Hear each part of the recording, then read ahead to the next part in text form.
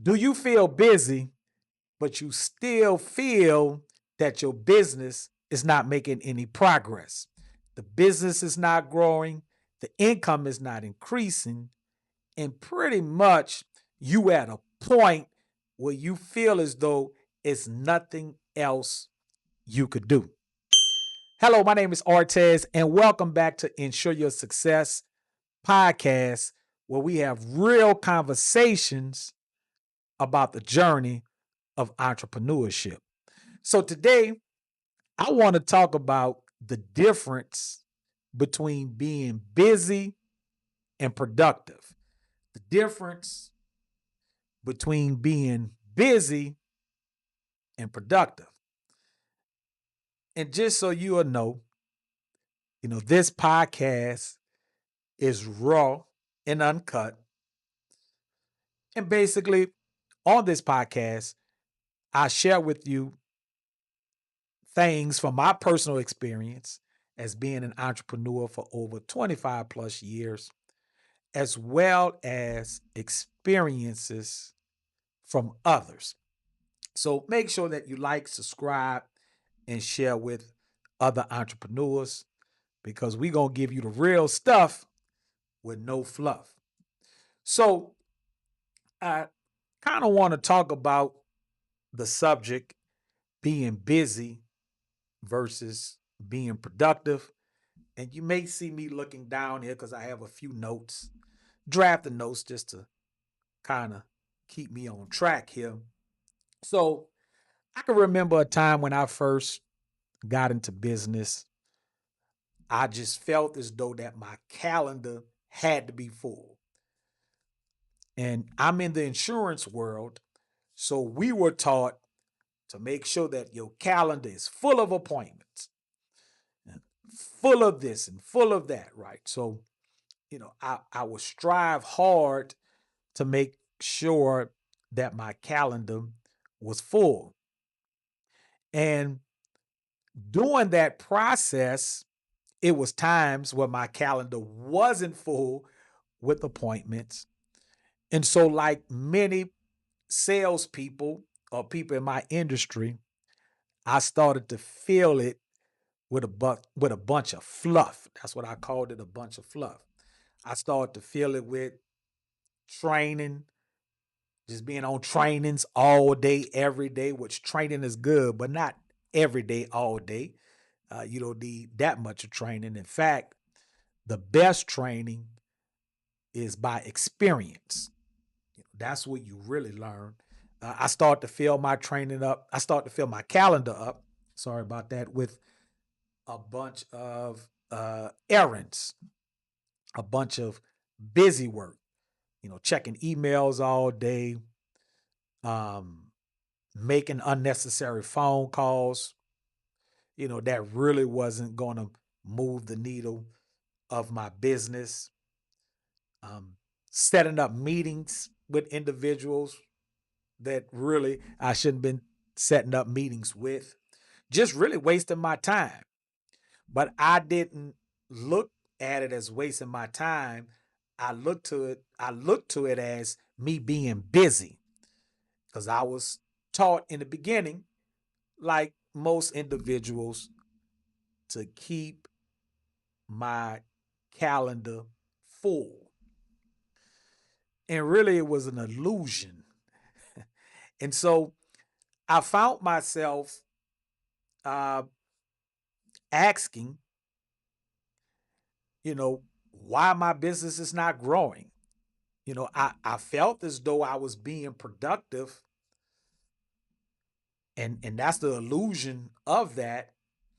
You could be busy, as they say, doing a whole bunch of nothing, but my business wasn't growing. And I think that's the challenge that many entrepreneurs face today. They are busy doing things that really don't produce the income or grow the business the way that it should be. So it's easy to get caught up into a lot of busy work, which I call lower level activity. And so I thought about why do we tend to focus on lower level activity that produces minimum to no results instead of focusing on the high level activities. And when it all boils down to it, is really fear. We are fearful of the things that we need to do in order to grow the business. So we result naturally to do the things that we are not fearful of. So let me give you an example. In my business, the high level activities to produce results are calling people, door knocking, doing events, basically getting in front of people. As my good friend and business partner Sam always says, either I'm on appointment or I'm trying to get on an appointment. So pretty much those are the high level activity things in my business that we need to do. Make phone calls, either door knocks or doing some type of event. Now, if you talk to most insurance agents, or if you talk to most salespeople, that's just salespeople in general, most salespeople don't like making phone calls. Really, we don't like making phone calls. That's why now uh, you hear so much about automation and AI, where AI could text your client, AI could call your client, AI could set your appointments, because the reality of it is, this is how they're going to make a bunch of money, because salespeople really don't like making phone calls. Even though that is the one activity that we have to do as entrepreneurs to grow our business.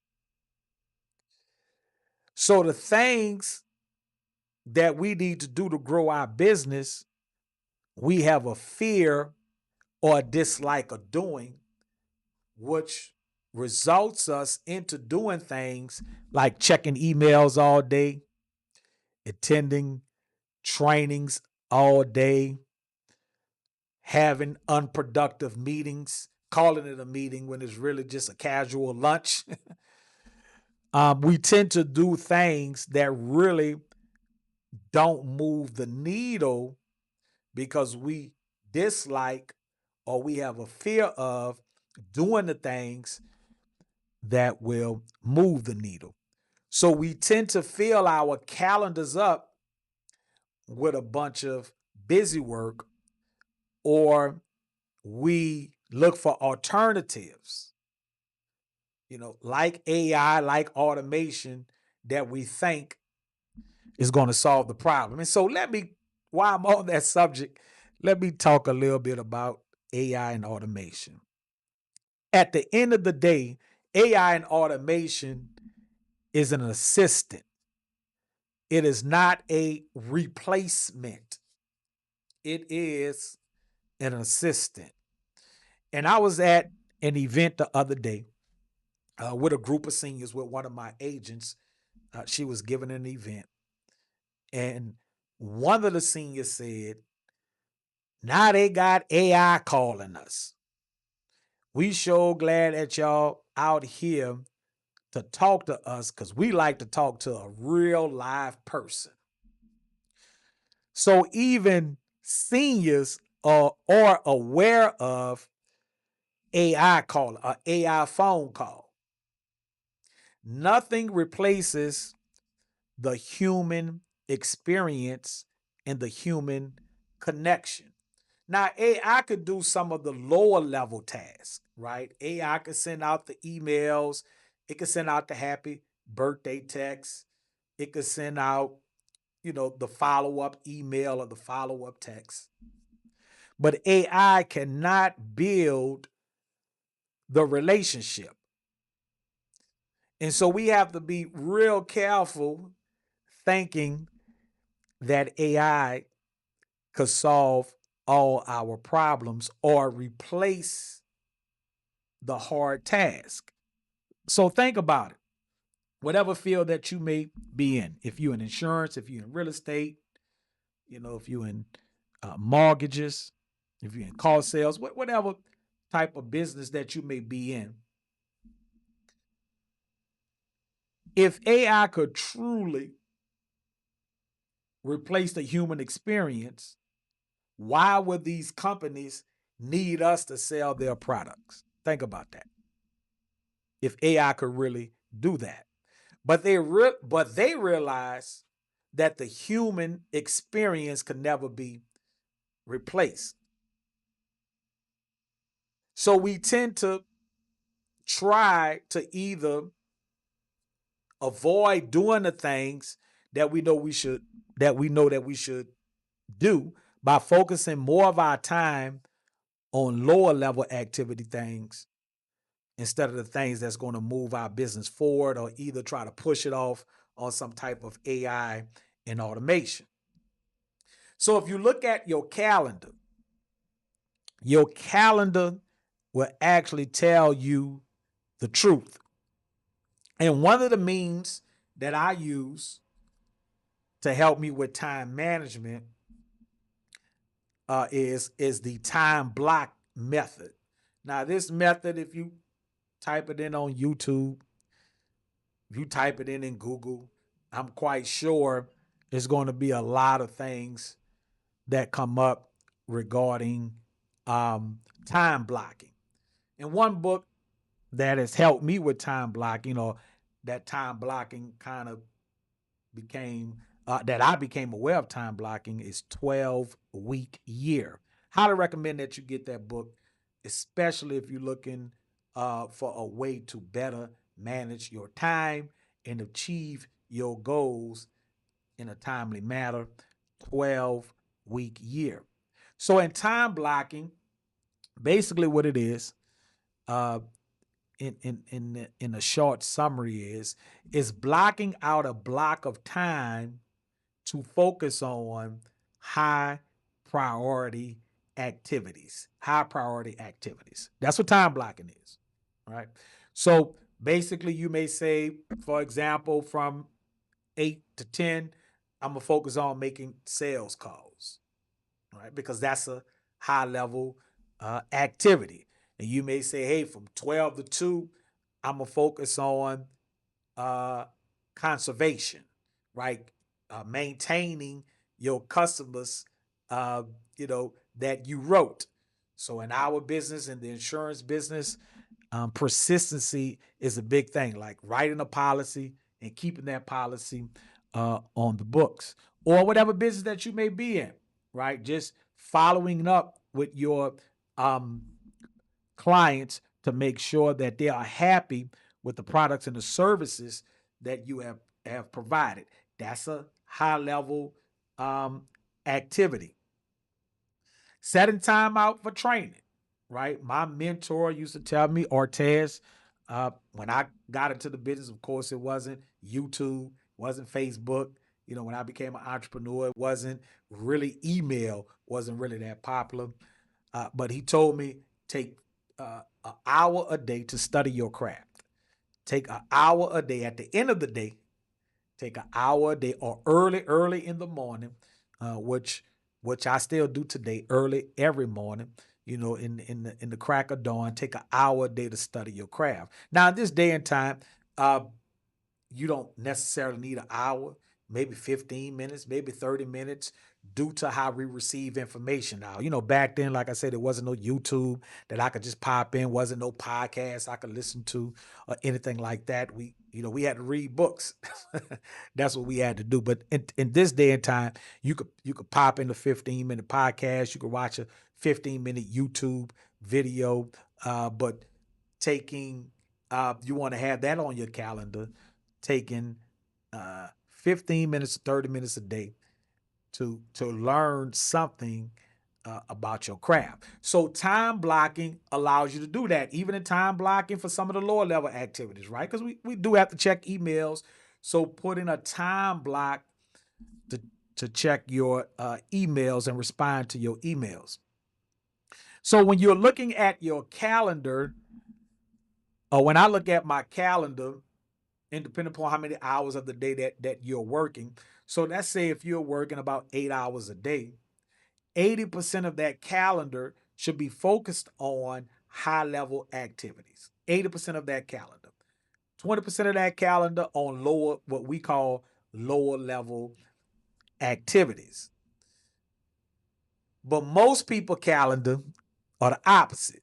It's 80% of lower level activities and 20%, and in some cases even lower, on high level activities, which makes them feel as though that they are being busy, but they're not being productive. They're not making any progress because they have the roles reversed. They have the system reversed, right? So take a look at your calendar to see how much time, or start to track your day. If you don't have a calendar, it trust me, you need a calendar. If you don't have a calendar, then you really probably focusing on a lot of lower level activity because you don't have no structure in your day. But start today to monitor how much time am I spending on the higher level activity things, how much time I'm spending on the lower level activity things. And then ask yourself this question, and this is a question that I ask myself every day, probably every hour on the hour. What can I eliminate? What can I delegate? And what can I put on pause? What are the things that I can eliminate altogether? If you probably really start to analyze yourself, start to analyze your business and how you conduct business and how your day goes, you'll probably find out it's a lot of stuff that you could just eliminate altogether. And that goes back to an article I wrote about being a jack of all trades and a master of none, just doing a whole bunch of stuff. Eliminate some of that, right? You can't run 10 businesses at one time. And that's a podcast for a later time. But I did write an article about it. I spoke about it a lot. But eliminate some of that. Narrow it down to what business that you could focus on that will make you successful. Delegate. It may be some things that you could delegate. I know some successful business owners, they don't even much read their emails. They delegate that to somebody to read and respond to. Okay. That might not necessarily be you due to the line of your business. I know for me, email is a big part of how I do business. And so I need to be a little bit hands-on that. But some things that you can, delegate, right? Figure out the things that you could delegate, and then figure out the things that you can put on pause. It may be something that can be beneficial for your business, but it may not be the right timing, and you may have to put on pause. And so I'll give you an example of that because I experienced that.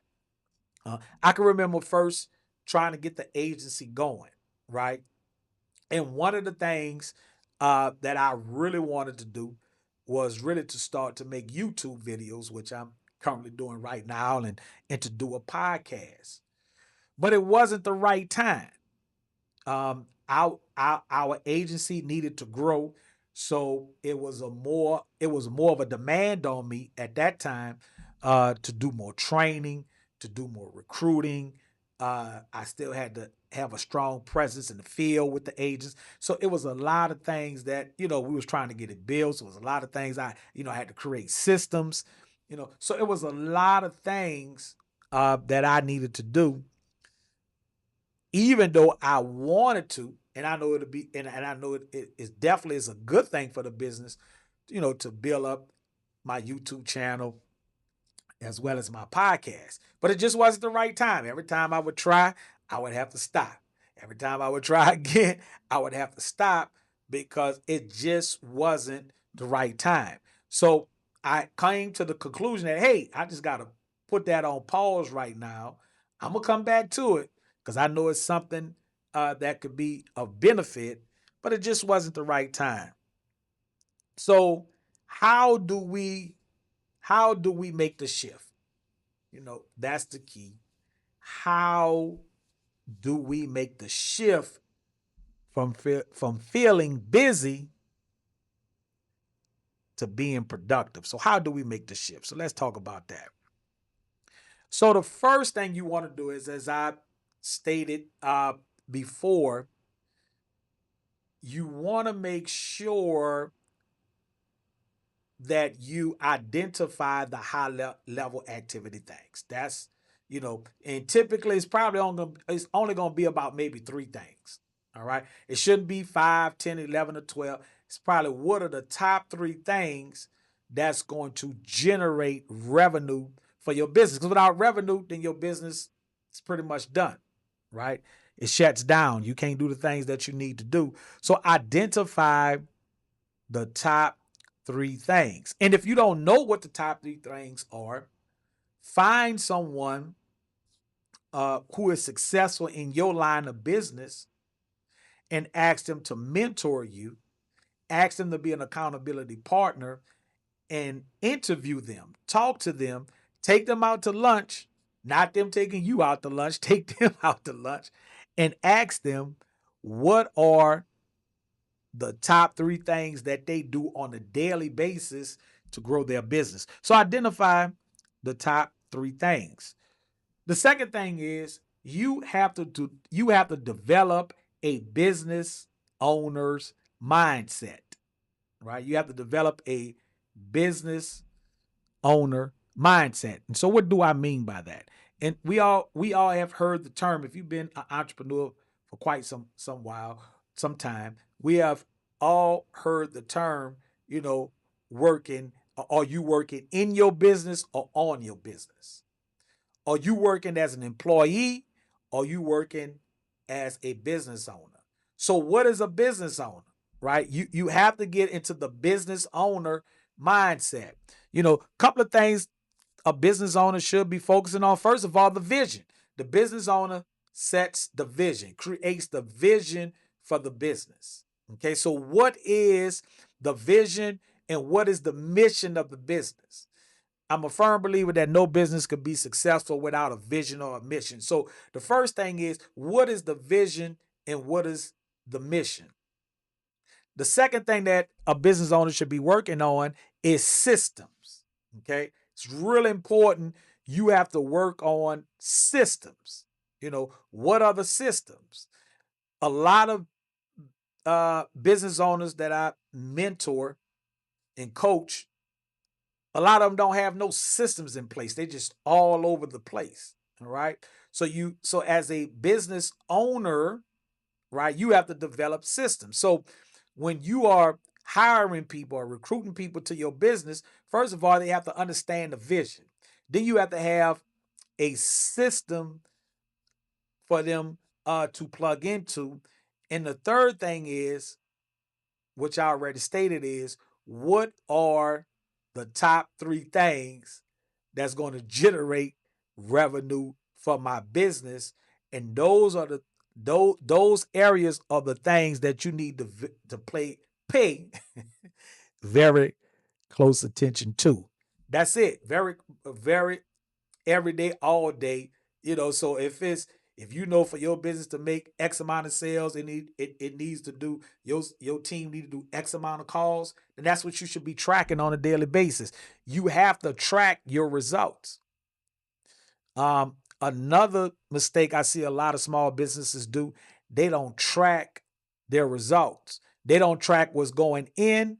They don't track what's going out. They don't track none of their results. So those are the three things that you need to do if you want to get out the mode of feeling busy but not productive. So hopefully I was able to share with you some tips to help you to make that transition from being busy to being productive. I appreciate all the love and the support that we have received for this podcast channel. It's been a long time coming. I had to put it on pause a couple of times, as I stated, but I appreciate all the support and love. As time go on, I promise you I will get better, because it's a new thing for me. I have had some really good guests, interviews, some really good guests. So please go check out some of those interviews. We plan on dropping a podcast every Wednesday. So make sure that you like and you subscribe so you can be notified when we drop another podcast. So until next time, this is Ortez with Insure Your Success, the real journey about entrepreneurship. I'll see you on the next episode. Peace out.